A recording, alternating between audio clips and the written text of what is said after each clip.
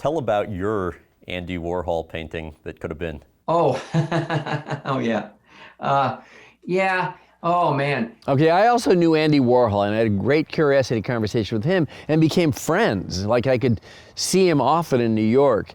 And one time Andy said to me, you know, it occurred to me that you have a partnership, I believe, with Ron Howard. He's an American icon. He wants to take a picture of you with your mustache and then paint that. And then he wants you to shave it. And he wants to do another one where you're clean shaven and you look more like Richie Cunningham or Opie. I tell Ron, said, Andy wants to do this thing and he's gonna give you the original. I went, that sounds weird. I am not doing that. Forget it. I go, it's Andy Warhol. Now, I really like my mustache. I respect Andy Warhol, but I'm not going to let him shave my mustache off for his amusement and for a couple of pictures. No.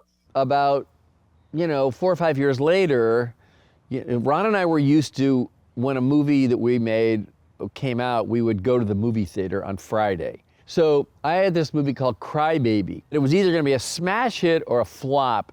Johnny Depp's very first movie. And I said, Ron, let's see it together. And he said, well, I have a flight out of here at midnight to go back to New York, but I could do it. We go to the movie theater, 600-seat house. There's 7 people in the whole theater.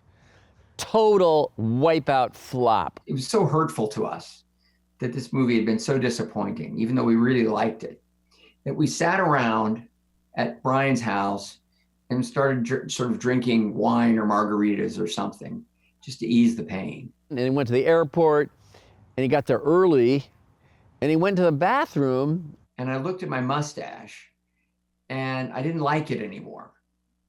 And I shaved off my mustache. And Brian saw me when I got back. He said, what'd you do? And he was kind of drunk, and he shaved his mustache off for free. You decided you didn't want the mustache, and you could have had 2 Andy Warhol pictures? Yeah, that's dumb. So we never got those Warhols. It was like he was so upset about it. Maybe he could have had 2 Andy Warhol pictures too. Who knows? But at the end of the day, I wish I had them. Brian was right. You were once quoted as saying, we view the world differently, but we arrive at the same conclusions. How so? Brian and I are kind of like the odd couple. Longest relationship you've ever had?